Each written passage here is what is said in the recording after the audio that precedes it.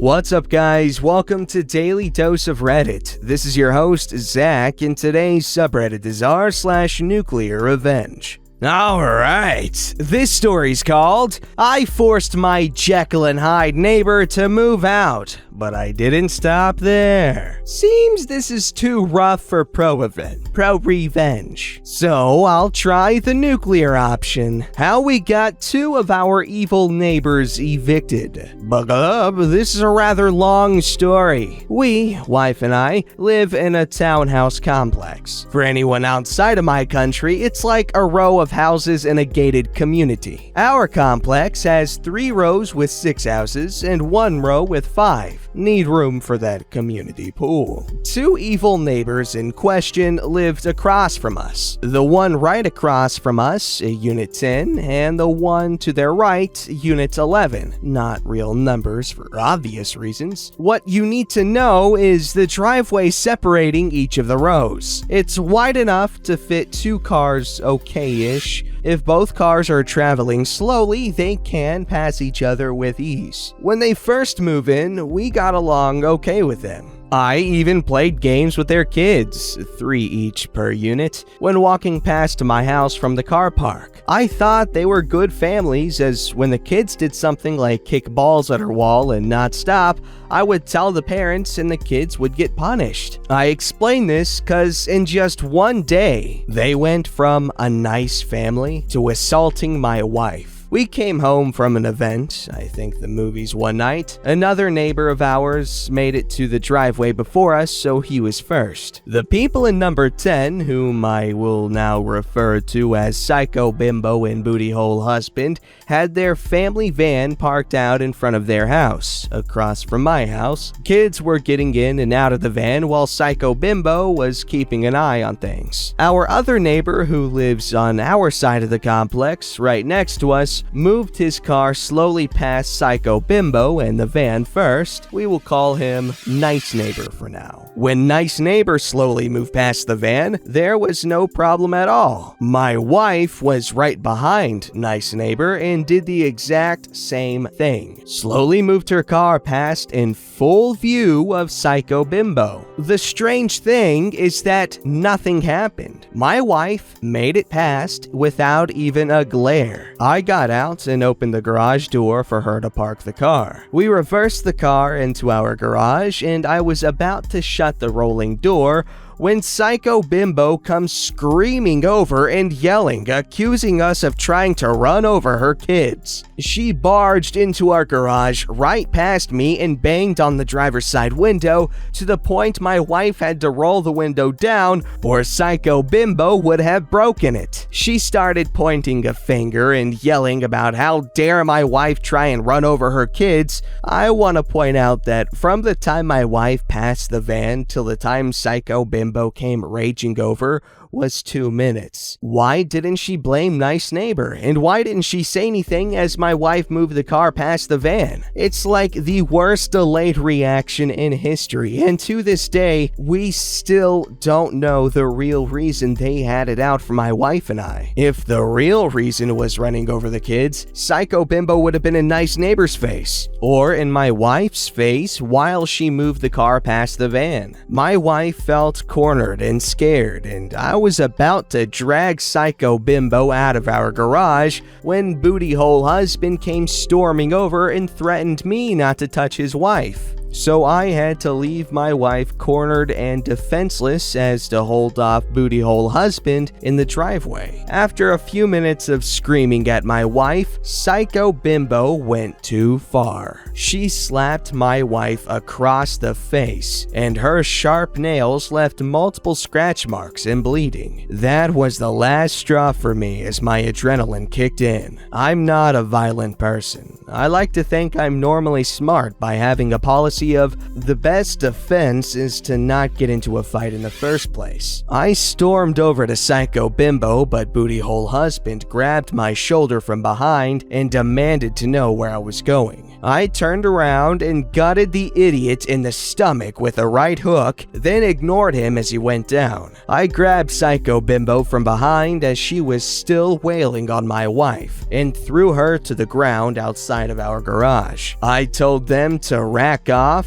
polite way I said it, and leave us alone. We went inside and called the police to file a report. The police took notes and photos. I even said I punched Booty Hole Husband in defense of my wife. I got nothing to hide. The police didn't do much apart from take notes, and that was it. The Jekyll and Hyde 180 they pulled on us from good neighbors to assaulting my wife really took us by surprise. In the weeks and months that followed, we got insults, glaring, and threats from Units 10 and 11, as 11 joined their friends in condemning us. Most others in the complex took our side as they either saw or heard what happened. One thing was clear: Units 10 and 11 had to go. We own our house, and we ain't up and leaving our lives because Psycho Bimbo wants to start drama with us. First, I called Body Corp. They manage the complex, kinda like a commercial HOA, but not a HOA, as not run by presidents of the complex, but a company, and filed a report about both 10 and 11, showcasing all our documented proof of harassment and threats toward us. Next, I talked to their landlord, who owned 10 and 11, and about 5 other houses in the complex, as he is a good friend. He seemed concerned, but not enough to kick them out. Guess he really wants rent payments. So I decided to get rid of them myself. First, I found their Wi-Fi network, and before I shut them out of it, I got their email address, then locked them out of their own internet connection. I had their phone number from when we were good neighbors and got myself a burner phone. I signed them up for every spam email I could find. Order takeout to be paid for on delivery every night of the week. I made sure their mailbox was stuffed with advertising. I even had men knocking on their door for promised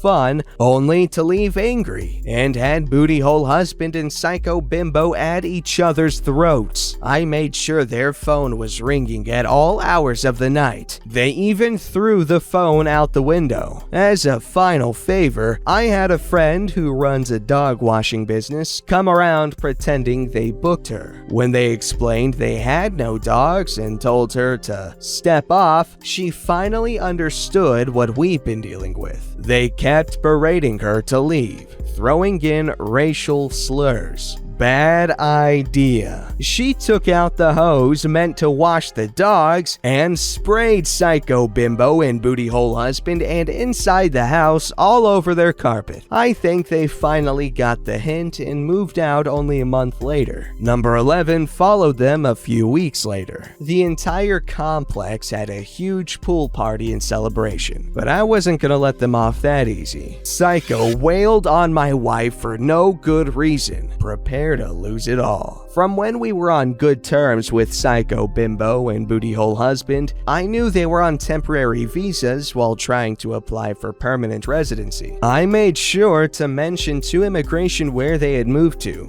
thanks to friends in the rental market, and handed over the police report of them assaulting us in our own home for no good reason. Seems Psycho Bimbo didn't make her own police report, so ours was the be-all and end-all, and was enough to get them kicked out of the country. I know the country they come from. It's hard to get work. Why a lot of people from that country move here. I feel zero remorse for booting them out. Zero, zip, nada. Well, definitely seems like the parents weren't very good people, but now it seems like the kids are facing the consequences of this revenge as well as the parents, which is not a good thing in my opinion, because what did the kids do to you? Regardless, they got what was coming to them, just poor kids. This story's called Cheat on Me and I'll Ruin Your Life for Everybody You Touch. Ronnie was a serial cheater throughout high school, but he was more than that. He was manipulative. He would blow through relationships, typically 4 at a time. They would only ever last a week to a couple of months before the girls would catch him cheating. He'd proceed to leak their nudes or spill their secrets and move on to a new demographic of women. He was charismatic and scapegoated his problems onto his dying father. It didn't matter anyhow. He would destroy the victim's reputation until they weren't trusted. Anyway, despite this, I was in love. I was his side piece through it all. Morally, I knew it was wrong, but I had never been in love before. Besides, he wasn't lying to me like the other girls. He was honest about the fact he was cheating. I was special. I stuck it out. 2 years later, and he's fallen in love with me too, or so I thought. He vowed to give up cheating. He even gave up a video of the adult variety just to have me love him back. I accepted it. We planned to marry. He was always so smart about his manipulation. When friends blocked me randomly or called me abusive, I thought it was just a misunderstanding. When people began to become aware of deep personal secrets, I thought maybe I had slipped up during a conversation. No one ever told me Ronnie had called me abusive, a cheater, or a liar. I never knew he accused me of being the things he secretly was. He would insult me late at night before bed and then claim he didn't remember in the morning. He would slip sly comments into our talks, just enough to make me doubt myself, but never question him. He was a master at gaslighting until I hated myself and only wanted to please him. I was head over heels in love despite all of that. He would casually slap me, never when I was upset, but when I said things he didn't like. He would slap me across the face and I would be too shocked to speak. He followed it up by laughing and playing it off as okay to do or a joke, so I wouldn't fight back. If I expressed it was wrong or told anyone, he said I was misunderstanding a playful tap. Halfway through our relationship, I followed work to another state and maintained a long-distance relationship with him. It was my dream. I wanted so badly to stay. But after 8 months, I gave up my home, my pets, and my job to move 1,000 miles across the country to live with him again. I had literally nothing and was absolutely penniless. 3 months after this, I caught him cheating. He had asked a girl on a date via an alternate Twitter account. I was hurt, but ultimately it wasn't so bad, so I forgave him. The seed of doubt was already planted, however. 2 months later, I snooped through his phone and noticed he had several Reddit accounts saved to Chrome. I vaguely recalled he used Reddit to view video of the adult variety before, and I got a bad feeling in my stomach.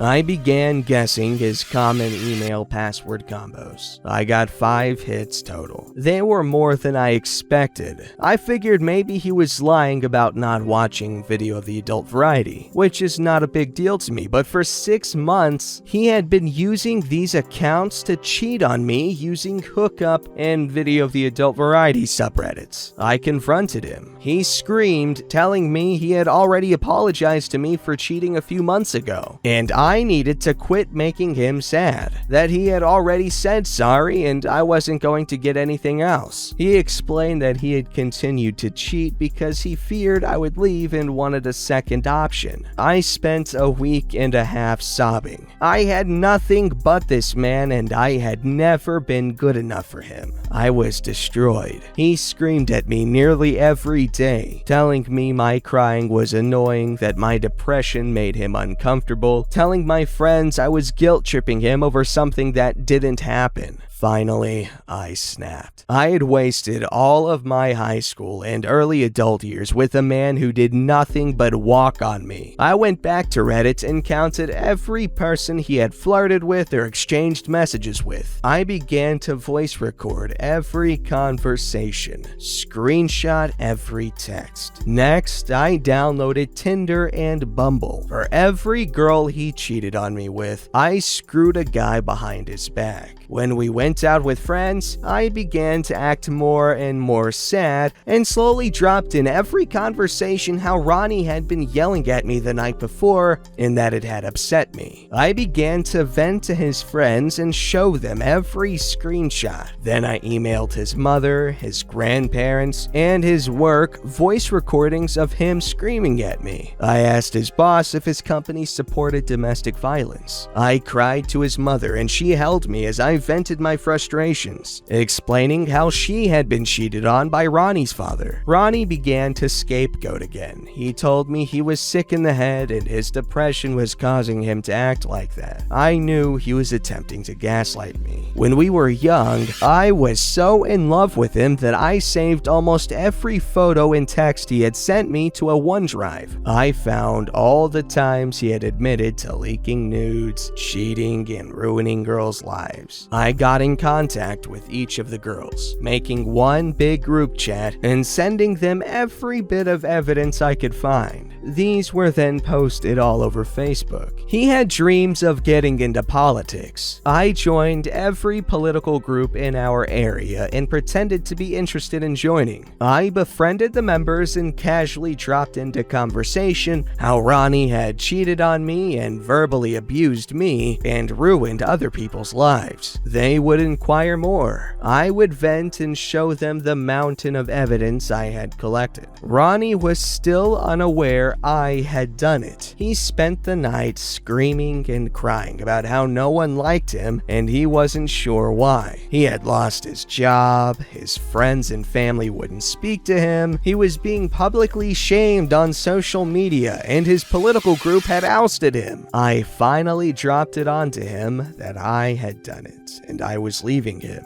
During all this, I had secretly removed what little money I had from his bank account and contacted distant relatives and asked for a place to stay. I was leaving. He didn't have anything left to abuse or manipulate. I don't have a solid ending for this. I just wanted to say screw you, Ronnie. I wasted my youth being abused and I won't stand for it anymore. Well, OP, that's good that you stood up for yourself and all that jazz. And yeah, this guy was a piece of dookie and he definitely got what was coming to him, and that's a good thing. So he can't hurt more people. Then again, who knows? Politicians, man, they have some wonky past and people don't care about that, it seems. So who knows? Don't forget to like, subscribe, and hit that bell to never miss an episode.